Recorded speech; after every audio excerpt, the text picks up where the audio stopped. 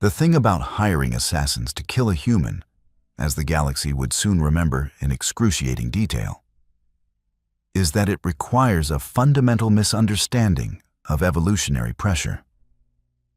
See, most sapient species in the known universe evolved on what the cartographers politely termed garden worlds.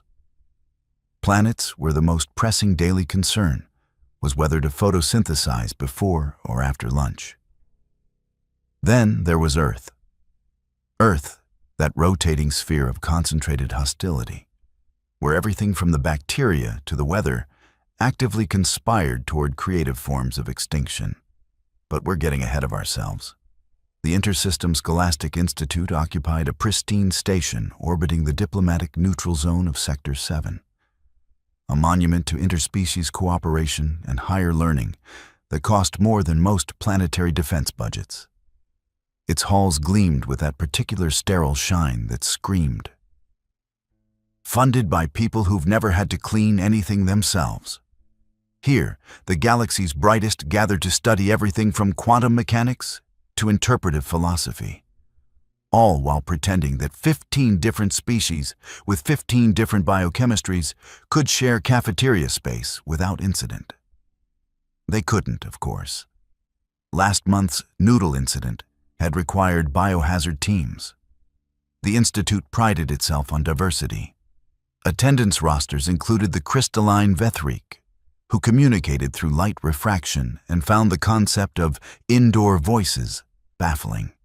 There were Quellen, those squid-like philosophers who needed water-filled environment suits and spent most lectures arguing about whether chairs were objectively real. The Carthax brought their hive-mind collective consciousness and unsettling habit of referring to themselves in plural while occupying singular bodies. Even a few Torvin had enrolled, those massive silicon-based scholars who moved through corridors like ambulatory boulders with surprisingly good grades. And then there were the humans. 3 of them, to be precise. 3 representatives of a species that had clawed its way up from a planet that objectively hated them, where natural selection wasn't a theory, but a daily participation sport. The admissions board had accepted them as part of the Deathworld Integration Initiative, a program with a title that sounded progressive, but really meant, let's see if we can civilize these barbarians. 2 of the humans were male, both studying engineering, both having already caused 7 separate incidents involving wildly unsafe modifications to station equipment that, annoyingly, improved efficiency by 30%. They'd been issued warnings. They'd also been issued consulting contracts by the station maintenance department. The third was a girl named Kira Vex, and she was currently sitting in advanced xenobiology, taking notes on Quellen reproductive cycles with the kind of focus that would make you think this was normal, safe information that wouldn't feature in nightmares. She didn't look particularly dangerous. About 5.5 feet of lean muscle, dark hair pulled back in something the other students had learned was called a ponytail. Wearing the standard Institute jumpsuit in blue. She had brown eyes that tracked movement with unsettling precision and an economy of motion that came from a life lived at 1.2 standard gravities. To the Vethrik, sitting 2 seats away, she registered as a predator that had learned to sit still. To the Quellen in the back, she was a fascinating case study in Deathworld adaptation. To the 5 assassins waiting outside in the hallway, she was about to become their last mistake. Now, let's talk about these assassins because they deserve some credit for sheer confidence, if nothing else. The Kesavar Guild didn't accept amateurs. Their training program had a 93% fatality rate, which honestly said terrible things about their HR department, but excellent things about survivor competency. These 5 represented 200 combined years of experience, 17 different weapon specializations, and exactly 0 completed risk assessments worth the datapad they weren't printed on. The leader, a Vethrik named Shard of Morning Light through Amber, let's call him Shard because nobody has time for crystalline nomenclature, had personally eliminated 14 high-value targets across 6 systems. His body refracted light in ways that made him nearly invisible, and his crystalline blades could vibrate at frequencies that sliced through most known materials like butter through slightly softer butter. His second was a Carthax collective called Unison, occupying 3 separate bodies positioned strategically down the hallway. Hive minds made excellent assassins because killing one body just annoyed them. You had to kill all 3 simultaneously, and good luck coordinating that. Then there was Vex. No relation to the target, unfortunate coincidence. A Torvin whose silicon-based biology made him effectively bulletproof and strong enough to crumple blast doors. He served as the team's heavy, the one who broke things when breaking things became necessary. The last 2 were Quellen twins, Depth and Pressure, who'd earned their reputation through creative use of paralytic toxins and an unsettling ability to squeeze through ventilation systems. In their water suits, they looked almost comical, like homicidal snow globes. Appearances, as the galaxy kept learning, were misleading. Their contract was simple: eliminate the human girl between classes. Payment: enough credits to fund early retirement on a garden world somewhere nice.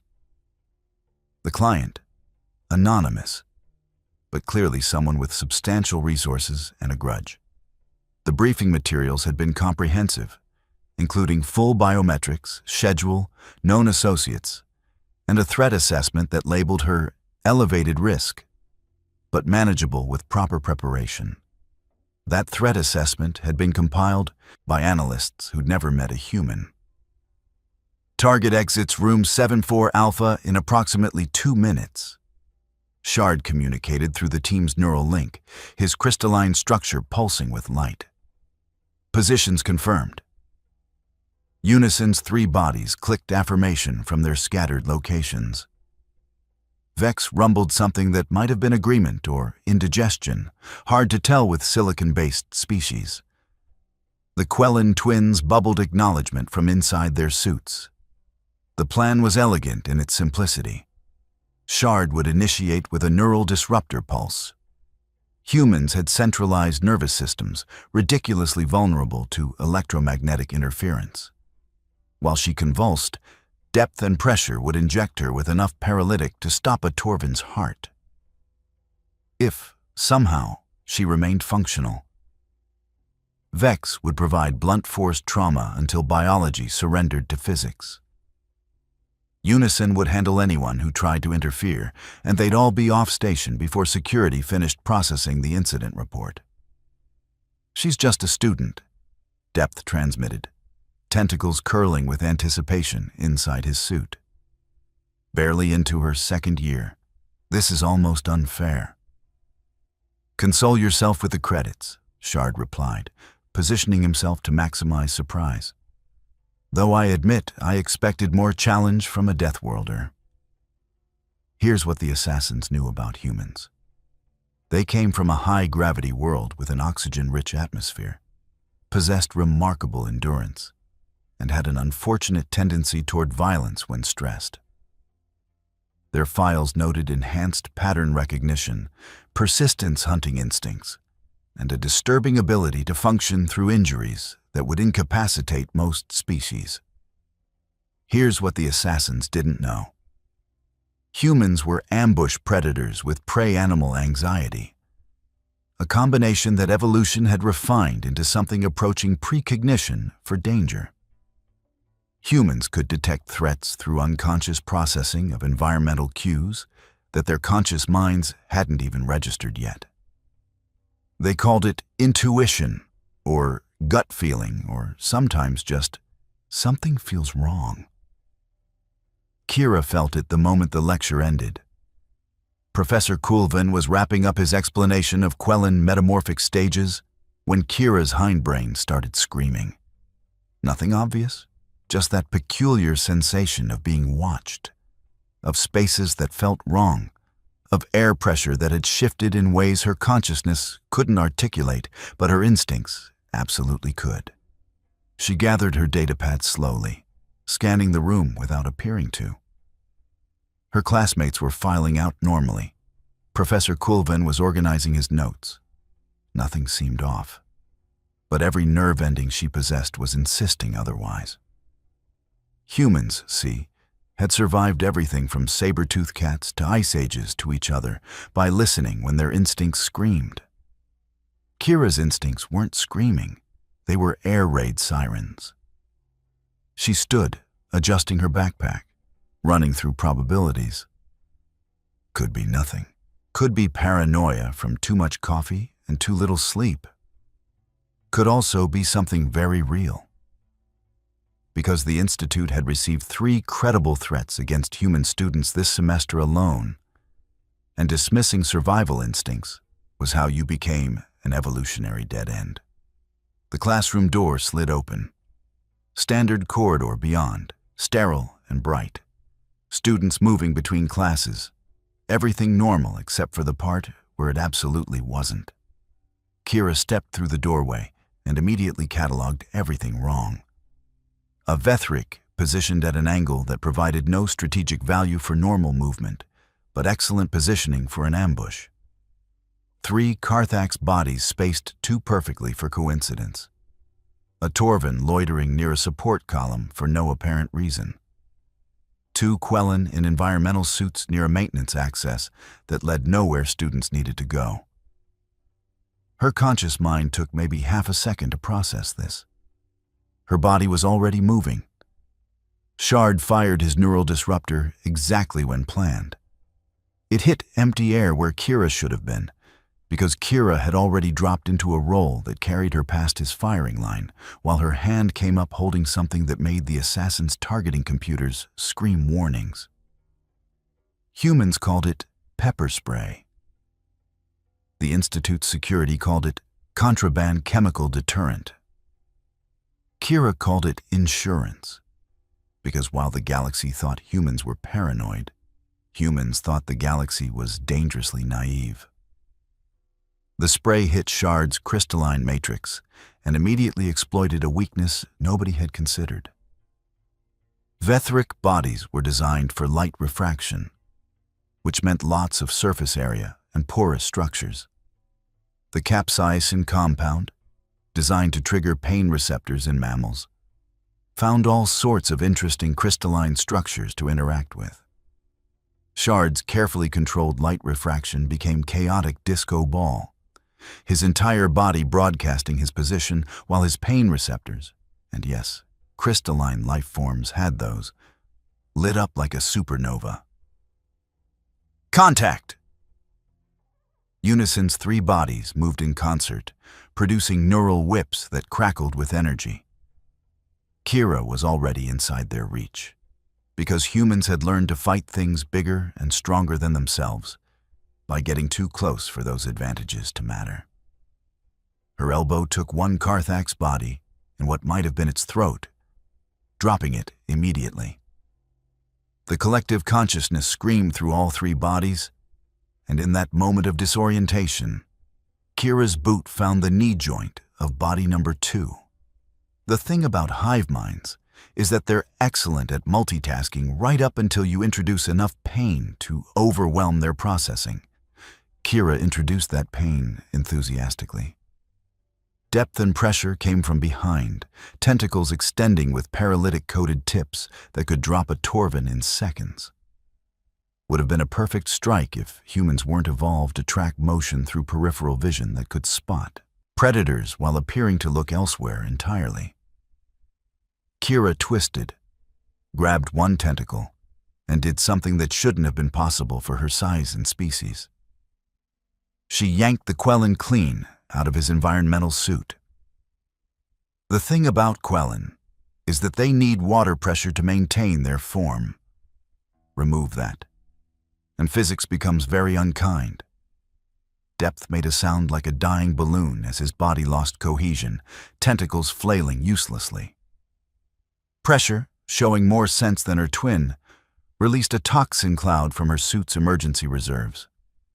Brilliant tactic, except humans had been dealing with chemical warfare since someone figured out you could burn the right herbs to make enemies uncomfortable. Kira held her breath. Deathworld lungs were absurdly efficient, and grabbed Pressure's suit.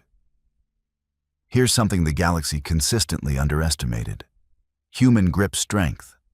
Evolved from tree-climbing primates, refined through tool use, backed by adrenaline that could temporarily double muscle performance. Kira's hands found purchase on the suit's shell and squeezed. The suit, designed for a water pressure but not for focused kinetic force from an angry ape descendant, cracked, then crumpled, then failed catastrophically, spraying water and one very startled Quellen across the hallway. 10 seconds had elapsed. 3 assassins were down. The hallway was rapidly turning into an environmental hazard zone. Vex finally moved because Torvin didn't rush. They advanced like geological events. His massive silicon arm swung in an arc that would have turned Kira into paste if it connected. Would have been a guaranteed kill, except Kira had already processed his movement pattern, calculated his reach, and used the split second of his wind-up to do what humans did best. Exploit physics like they'd written the manual. She ran directly at him. Vex's combat programming didn't account for prey that charged. His swing adjusted, trying to track her movement, but Kira slid under his arm like she was stealing home plate, her own momentum carrying her between his legs while her hands grabbed the utility belt she'd spotted. Every Institute student carried emergency equipment. Vex, being a careful professional, carried backups. Kira found his gravity anchor, a device designed to secure Torvin in low-gravity environments, and activated it while still sliding. The anchor engaged, generating a localized gravitational field that pinned Vex to the floor with roughly 15 times his already considerable mass. The floor, not designed for this, cracked. Vex roared, trying to move, succeeding only in creating interesting spiderweb patterns in the deck plating. 15 seconds. 4 down. Shard was recovering from his light refraction chaos, and he was done playing careful. Crystalline blades extended from his arms, vibrating at frequencies that could slice through hull plating. He lunged at Kira with the kind of speed that made Vethric legendary assassins, fast enough that most species couldn't track the movement. Kira tracked it. Her backpack came off her shoulder and met his blade mid-swing. The vibration blade cut through the backpack, through her datapad, through 3 textbooks, and stopped at the one thing she'd been carrying that wasn't standard educational material. A metal water bottle. Earth steel. Gravity forged, hardened through processes that Garden World metallurgy hadn't needed to develop. The blade vibrated against it, screeching, then shattered as its frequency met immovable resistance. Shard had exactly enough time to process this impossibility before Kira's forehead met his crystalline face with the force of a Deathworld primate that had evolved to bash things with their skulls. Vethric weren't designed for impact trauma. Their crystalline matrices were elegant, efficient, and phenomenally bad at distributing kinetic force. Shard's face spiderwebbed, then fragmented, then ceased being a face in any meaningful sense. He collapsed, light dimming, neural functions scrambling for cohesion they'd never find. 20 seconds. 5 trained assassins. One hallway that now looked like a tornado had fought a hurricane while a chemical plant watched. Kira stood in the center of the carnage, breathing hard, not from exhaustion, but from adrenaline that would keep burning for another few minutes until her endocrine system decided the threat had passed. Her knuckles were bleeding. Her forehead would bruise spectacularly. Her backpack was ruined. She was alive. Around her, the hallway had frozen. Students from a dozen species pressed against walls or hovering in doorways, their various sensory organs processing the same impossible sight. 5 professional killers arranged in artistic poses of defeat, and 1 human girl who looked more annoyed than anything. Seriously? Kira said, her voice carrying that particular tone of exhausted irritation that transcended language barriers. I have a test in quantum mechanics in 20 minutes. A Vethric student made a sound like wind chimes, having an anxiety attack. 2 Quellan fainted in their suits, which created interesting problems for whoever had to carry them. The Carthax student nearest to Unison's bodies carefully backed away, while trying very hard not to look like prey retreating. Campus security arrived 4 minutes later, which was actually impressive response time given they'd had to process sensor data that made no tactical sense. The lead officer, a Torvin named Boulder Who Watches, obviously, stood at the hallway entrance for a solid 10 seconds before his translator managed to produce words. What? How? The report said 5 hostiles. 5 hostiles, Kira confirmed, pointing at each in turn. Shard something with neural disruptor, Carthax hive mind with whips, 2 Quellan with toxins, and 1 very solid Torvin with gravity issues now. She paused. They were waiting to kill me. I declined. Boulder Who Watches looked at the scene. Again. Shard's crystalline body was still refacting light in concerning ways. Unison's 3 bodies were making sounds that suggested their collective consciousness was having trouble reaching consensus on continued existence. Both Quellan were experiencing what biologists call catastrophic environmental failure. Vex was pinned under gravitational force that would take specialized equipment to remove. You declined. Enthusiastically, Kira said.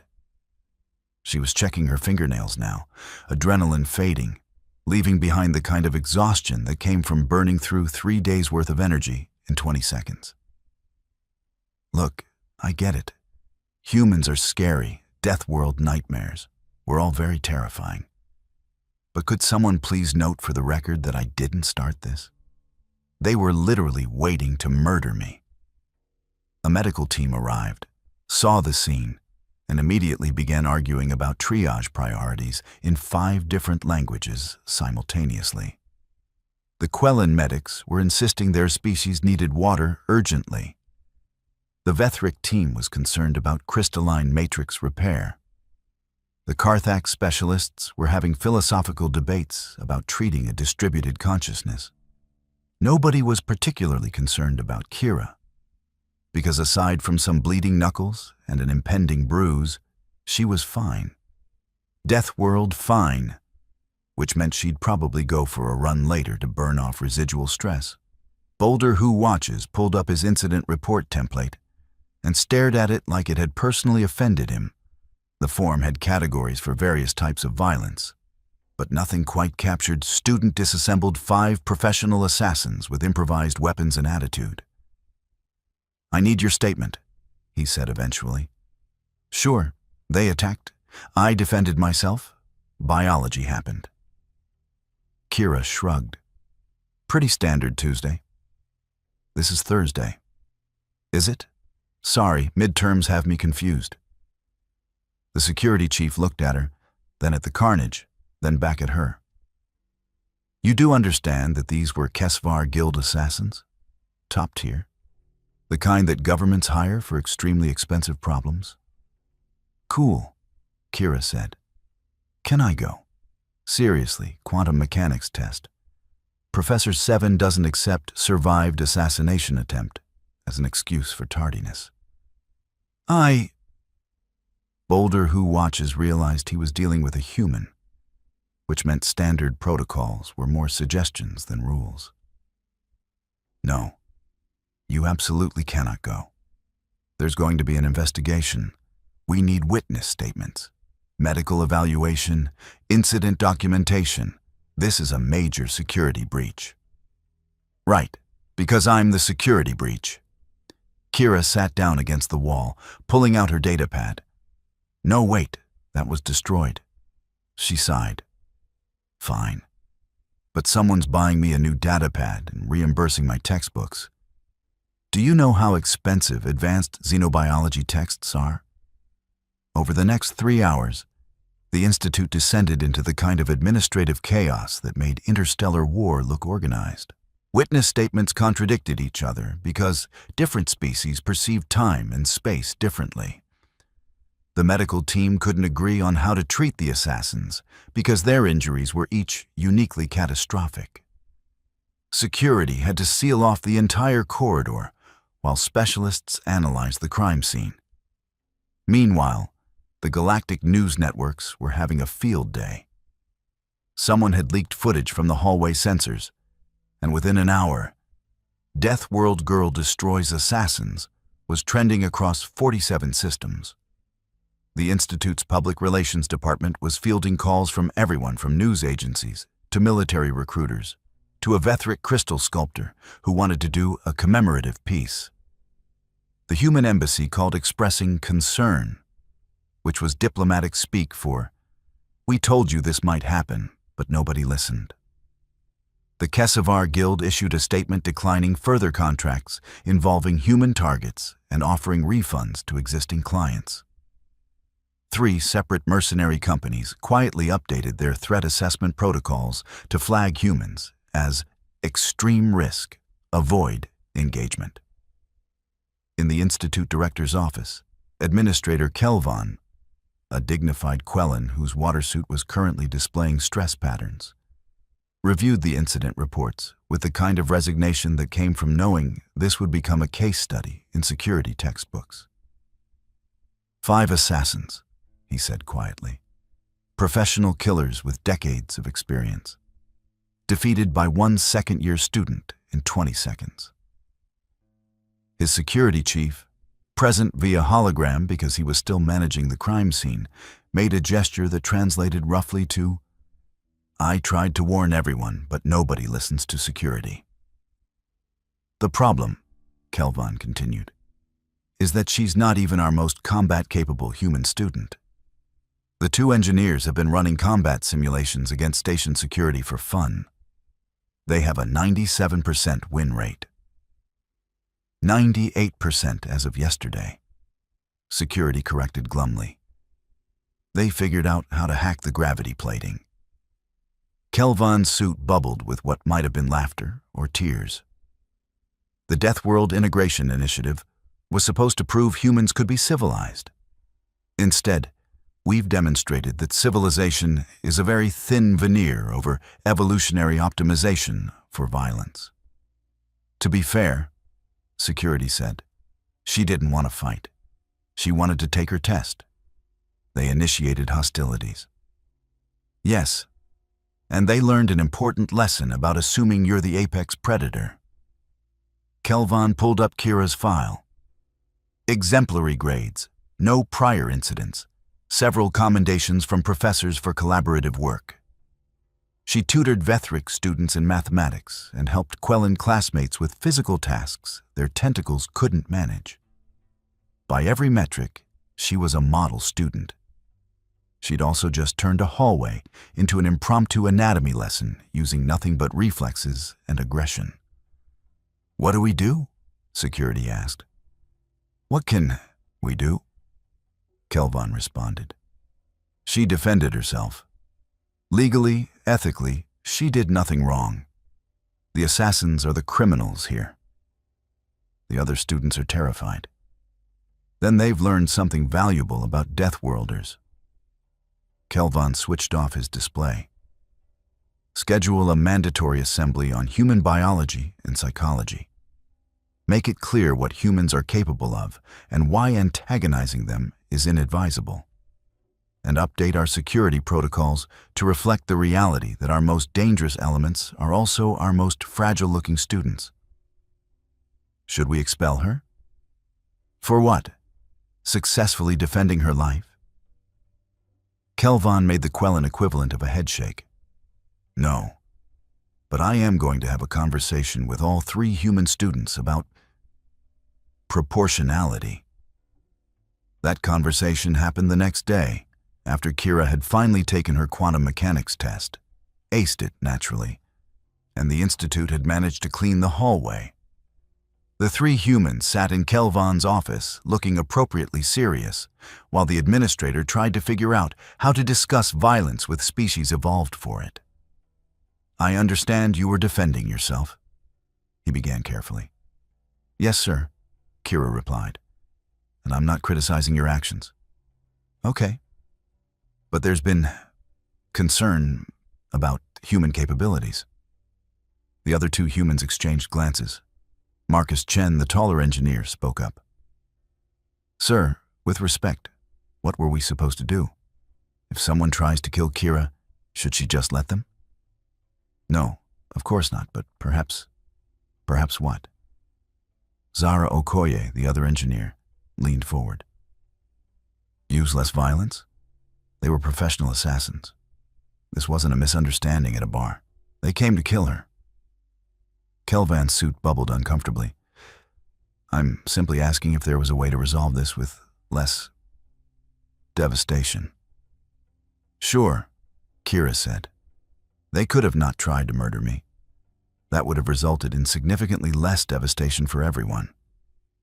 This, Kelvan realized, was the fundamental problem with Deathworlders. They weren't wrong. By any logical standard, Kira had responded appropriately to an assassination attempt. The issue was that appropriate response for human-involved capabilities that most species never needed to develop. "Fine," he said finally. "But please understand that the galaxy isn't used to students who can dismantle professional killers. It's unsettling. We can't change what we are," Marcus said quietly. "Our planet made us this way. You invited us here. You don't get to be surprised when we turn out to be exactly what our environment designed." And that really was the heart of it. The galaxy had spent so long being the apex of civilization that they'd forgotten what it took to climb from the bottom. Humans hadn't forgotten because they'd never stopped climbing. Every genetic trait, every instinct, every reflex was honed by a planet that gave no quarter and expected none. The assembly happened the next week. Attendance was mandatory, which meant every student in the Institute packed into the main auditorium to hear Professor Kulvin, xenobiology expert and notably Kira's regular teacher, explain humans to an audience that had just watched one disassemble 5 professionals. "Humans," he began, his tentacles gesturing at the holographic display behind him, "are the result of approximately 4 billion years of evolutionary pressure on a Class 12 death world. For context, most of your homeworlds rate between Class 1 and Class 3. The display showed Earth rotating, looking deceptively beautiful from orbit. Then it zoomed in to show hurricanes, earthquakes, volcanic eruptions, megafauna with teeth the size of a forearm, microscopic organisms that could liquefy organs, and weather patterns that could flash freeze or superheat with minimal warning. Everything on Earth," Kulvin continued, "is optimized for survival in an environment of constant threat. Humans are persistence predators with prey animal anxiety. They can track targets for days without rest. They can heal from injuries that would kill most species. Their adrenaline response can temporarily increase strength by over 100%. They can consume mild toxins for recreation and develop immunity to poisons that would kill Torven." A Vethric student raised a crystalline appendage. "But they're so small." "Yes," Kulvin agreed. "Compared to Torven or Carthax, humans are relatively small. This is because they evolved to be efficient, not large. Every calorie is optimized. Their brains alone consume 20% of their energy because intelligence on Earth was the difference between eating and being eaten." He pulled up footage from the hallway incident, carefully edited to remove the most graphic elements. When Kira Vex faced 5 assassins, her conscious mind had minimal input. Her brainstem recognized threat, flooded her system with adrenaline, and activated reflexes trained by millions of years of successful predation. She didn't think about fighting. Her body simply did what Deathworld bodies do. "Is she okay?" a Quellen student asked nervously. "She's fine, some bruising." She requested extra time in the gym that evening to burn off residual stress hormones. This is normal for humans after violent encounters. Quellen switched displays. What you witnessed wasn't unusual human capability. It was average. The two human engineers in our attendance could likely perform similar feats. Many human children could. The auditorium filled with that particular silence that comes from collective existential crisis. Somewhere in the back, a student made a sound like a corrupted file. "The point," Quellen said gently, "is not to fear humans. The point is to understand them. Yes, they're capable of devastating violence. They're also capable of remarkable compassion, creativity, and cooperation. These traits aren't contradictory. They're complementary. Humans bonded as tribes to survive, predators. They developed empathy to maintain social cohesion. They created art to process trauma. They're not monsters. They're survivors." He paused, letting that sink in. Kira Vex tutors struggling students every Tuesday. She volunteers at the Interspecies Cultural Center. She's written 3 papers advancing our understanding of cross-species biology. She's also capable of defending herself with extreme prejudice when necessary. Both things are true. Both things are human. The assembly ended with students looking thoughtful rather than terrified, which was probably the best outcome possible. Over the following weeks, the Institute gradually returned to normal, though normal now included significantly upgraded security protocols and a mandatory course on Deathworld biology. The assassins, meanwhile, recovered slowly. Shard would need extensive crystal matrix reconstruction. Unison's collective consciousness was having trouble reaching consensus on much of anything. The Quellen twins were in therapy, separately, because they couldn't stand to be near each other anymore. Vex had a healthy fear of gravity now. None of them accepted contracts involving humans ever again. The Kesvar Guild updated their database to flag human targets with the highest possible risk rating, adding a note: "Deathworld species. Recommend avoidance. If contract is unavoidable, recommend planetary bombardment from orbit." As for the client who'd hired them, that remained officially mysterious, though rumors pointed toward a Vethric noble family whose daughter competed with Kira for top grades in xenobiology. The family denied everything, paid a substantial settlement to the Institute, and quietly withdrew their daughter to a different school in a different sector, far away from any humans. Kira, for her part, went back to being a student. She attended lectures, completed assignments, helped classmates, and generally acted like someone who hadn't hospitalized 5 professional killers. The other students gave her slightly more space in hallways now, but also sought her help more often, because if you're going to ask someone to explain quantum entanglement, might as well ask the apex predator who aced the test. 3 months later, during end-of-term celebrations, Kira found herself at a cross-species social event that the Institute optimistically called a mixer, and most students called structured chaos with refreshments. She was attempting to explain human music to a confused Vethric when Marcus and Zara joined her. "Heard from admissions," Marcus said, offering her a beverage that was technically safe for human consumption. "Next year's human cohort is 20 students." 20? Kira raised her eyebrows. "That's huge. Apparently our presence here has been deemed a successful integration despite, the assassination thing." "Because of the assassination thing," Zara corrected.